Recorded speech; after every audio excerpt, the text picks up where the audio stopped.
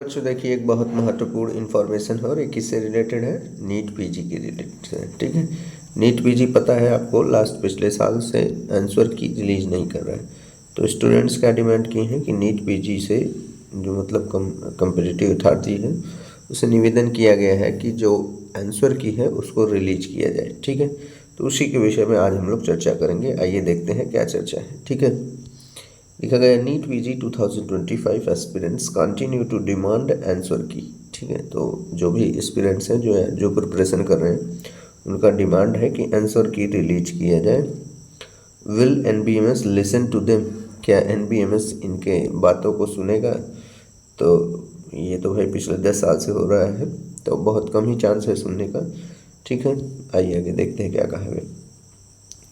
Despite conducting NEET PG for over 10 years, the NBMS has not released the official answer key of the exam even once.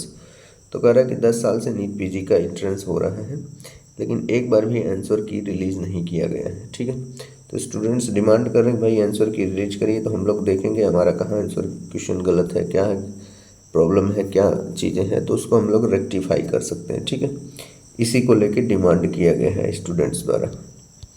आइए आगे देखते हैं क्या कहते हैं। देखिए यहाँ पर लिखा भी गया क्या है समस्या।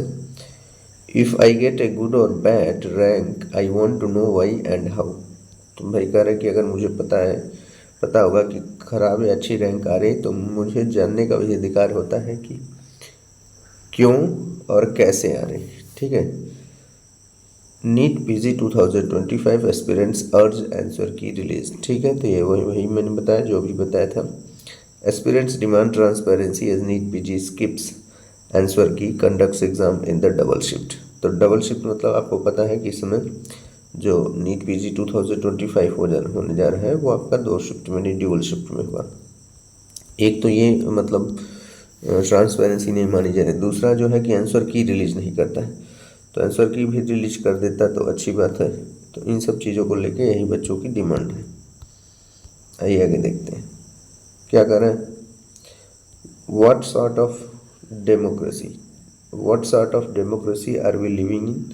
That are question posed by the doctor Dhruv Chauhan. तो डॉक्टर ध्रुव चौहान ने कहा कि भाई किस प्रकार की हम लोग लोकतांत्रिक में जी रहे हैं।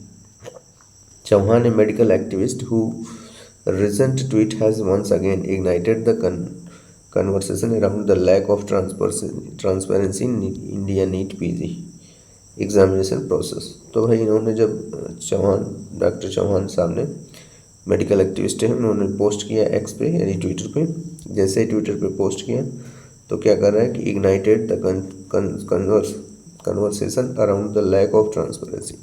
तो जो भी ट्रांसपेरेंसी है उसके बीच में फिर से मतभेद जारी हो गया कि जो नीट पीजी है उसका ट्रांसपेरेंसी बहुत अच्छा नहीं है। तो इन्होंने 2 चीज़ें डिमांड की, भाई ड्यूअल शिफ्ट है उसको एक शिफ्ट में कराइए, और दूसरा है आंसर की भी जनरेट कर दिया करिए। तो आंसर की लोग जनरेट नहीं करते, तो इसी को लेकर डिमांड है। आगे देखिए क्या कर रहे हैं this year over 2 lakh doctors are set to appear for the highly competitive post graduate entrance test. तो कह रहे हैं कि 2 लाख डॉक्टर अपीयर होंगे इस इंट्रेंस टेस्ट में। Yet despite repeated demands the issue that plagued the exam last year, particularly double shift scheduling, unexplained normalization method। तो क्या करें, वह इशू क्या हो रहा है create. Despite release demands the issue had plagued the exam last year, particularly double shift scheduling. तो double shift में ये जो शेड्यूल करके एग्जाम करा रहे हैं वो एक बड़ा इशू माना जा रहा है। ठीक है, और इससे क्या होता है, normalisation method and the non release of answer key. एक तो नॉर्मलाइजेशन मेथड लगा रहे हैं, दूसरा आंसर की भी नहीं रिलीज कर रहे हैं। रिमेन अनरिजॉल्व, तो ये जो समस्या है ये सॉल्व नहीं होती, हमेशा अनरिजॉल्व रह जाती है। ठीक है, in a tweet that has resonated widely with the aspirants doctor Chauhan wrote. Doctor Chauhan ने ट्वीट करके वहाँ पर लिखा। ठीक है, क्या लिखा है आइए देखते हैं।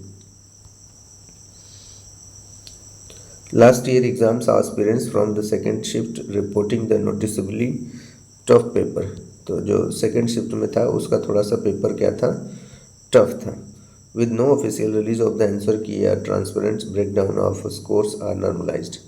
तो कह रहा कि जो आंसर की नहीं रिलीज होता है उससे ट्रांसपेरेंसी ब्रेकडाउन हो रही है हाउ स्कोर्स आर नॉर्मलाइज, और स्कोर्स क्यों नॉर्मलाइज किया, कैसे नॉर्मलाइज किया जा रहा है। Students were left them in dark, students को अंधेरे में रखा जा रहा है। This year the concern is that history might repeat itself without explanation और अकाउंटेबिलिटी।